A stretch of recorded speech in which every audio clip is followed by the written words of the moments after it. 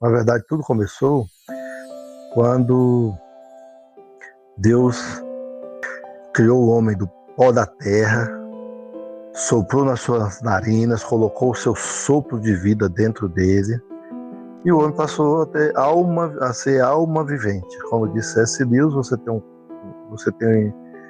você é espírito, tem uma alma e habita num corpo. Tá? Então, e aí ele descia na viração do dia, no Éden, e conversava com esse homem. Tá, esse é o resumo. Mas o homem desobedeceu a Deus. E tem uma lei divina que diz que a alma que pecar, essa morrerá. E o homem pecou, então estava destinado à morte. A partir daí, começou a se executar um plano de salvação do homem, de redenção do homem, que Deus planejou para salvar pelo infinito amor que ele tem pelo homem, que Deus é amor. Foi a partir de tudo isso que começou. Então, quando o plano se executa em Cristo. Quando Cristo morreu na cruz pelos nossos pecados. A alma que pecar, essa morrerá. Ninguém podia morrer em seu lugar porque todo mundo tinha pecado. A matriz pecou. Adão pecou e de lá para cá tudo já foi replicado em pecado. Só que aí, Cristo, que não foi feito como Adão, que não foi fruto de uma relação, que não nasceu diretamente de Adão e Eva, esse foi colocado como o Espírito Santo no ventre de Maria. E diz a palavra que Maria não teve relação com José, seu marido, até que Cristo nascesse. Tá?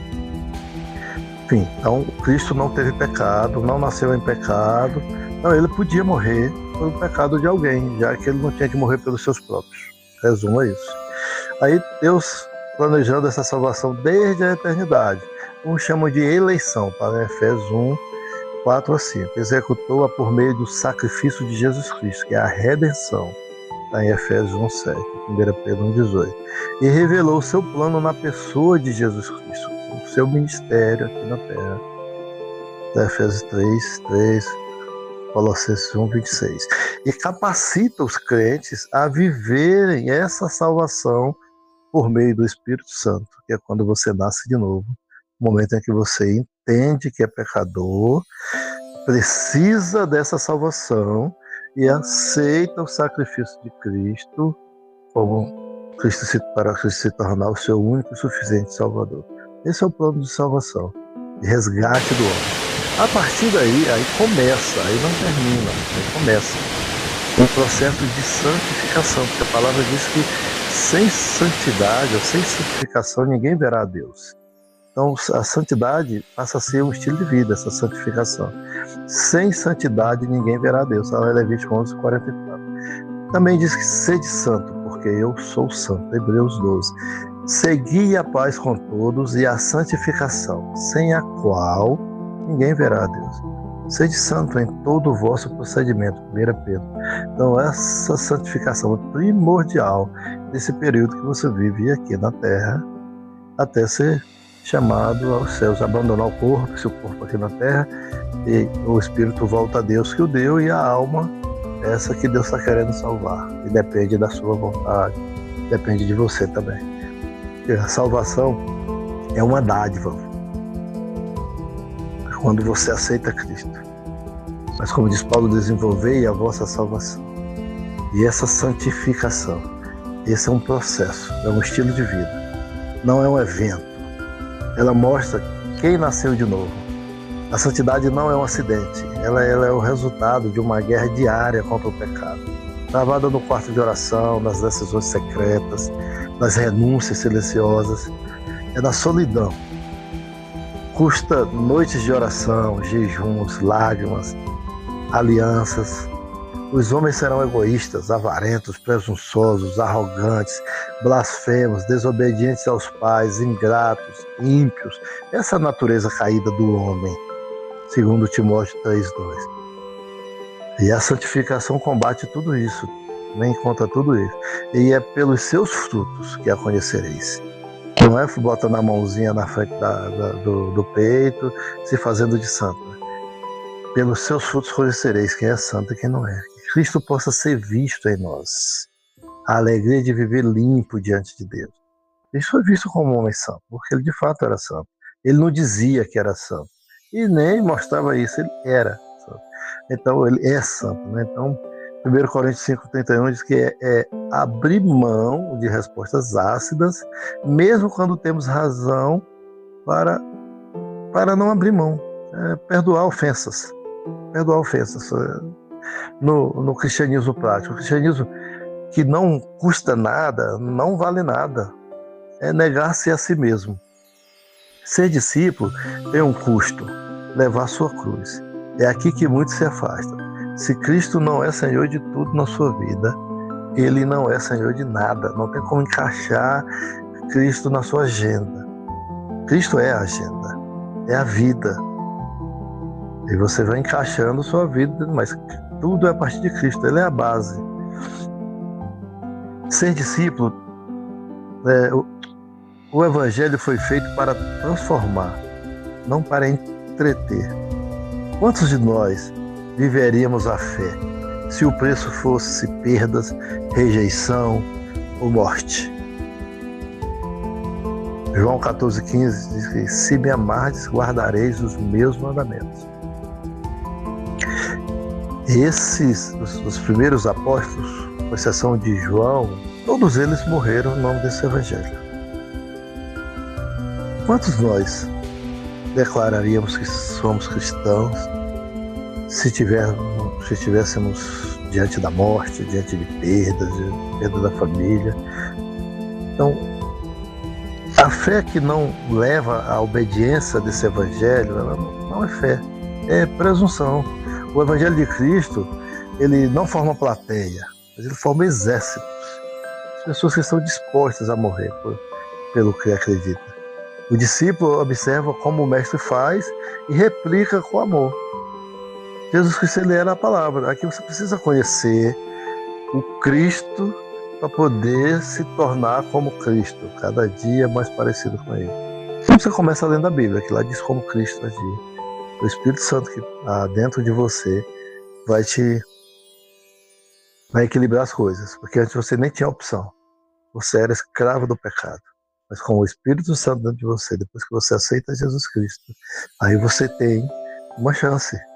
Servi-lo implica deixar o pecado, não apenas confessá-lo. Perdoar, mesmo quando dói, servir, mesmo quando ninguém vê, e permanecer fiel.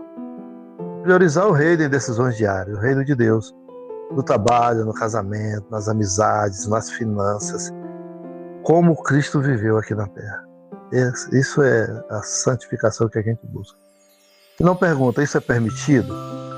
Mas sim, isto agrada ao meu Senhor. Você tem um dono que foi comprado com alto preço. Sua vida é ajustada à luz da palavra. O Evangelho gratuito custa tudo o que você tem.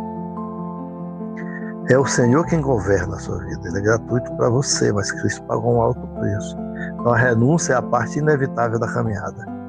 Abrir mão de ídolos escondidos, apego ao dinheiro, busca por aprovação, orgulho, conforto, independência.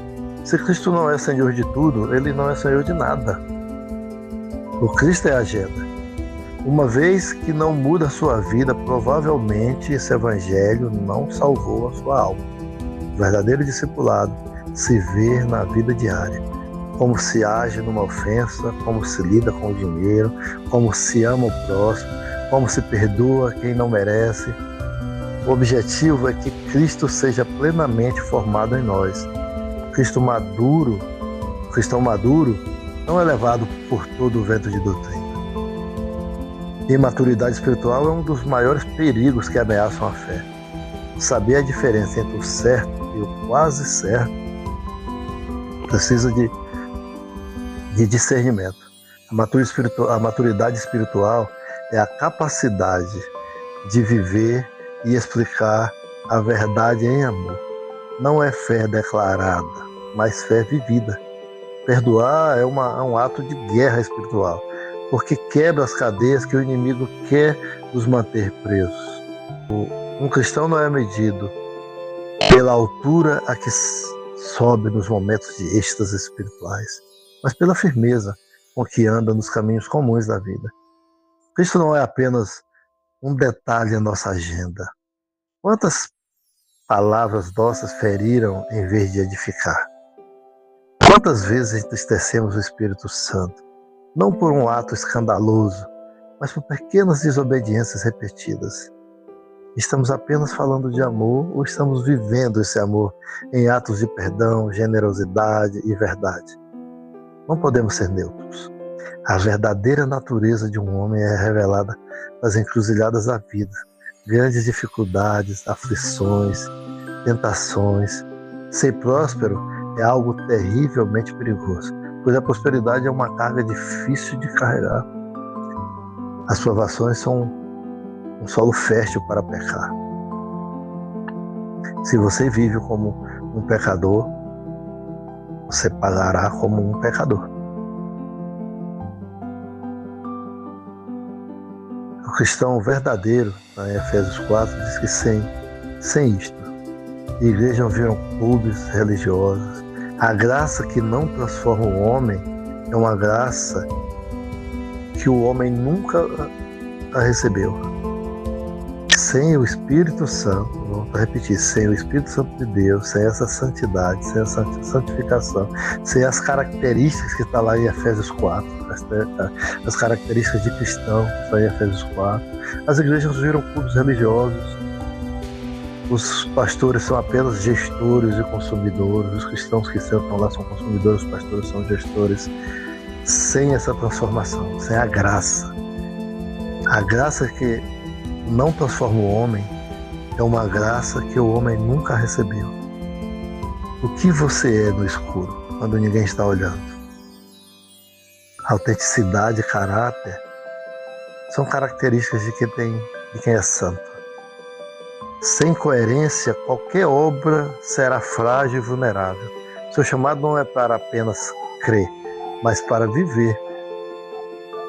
Os fariseus eram doutores da lei e falavam sem nenhuma autoridade. Jesus era visto como um homem simples, mas eles falavam, este homem fala com autoridade, porque ele vivia aquilo que ele pregava. A santidade é a melhor defesa da igreja e o melhor argumento para o evangelho. Concentrar no verdadeiro inimigo, nos principados e potestades espirituais, porque a nossa guerra não é contra pessoas.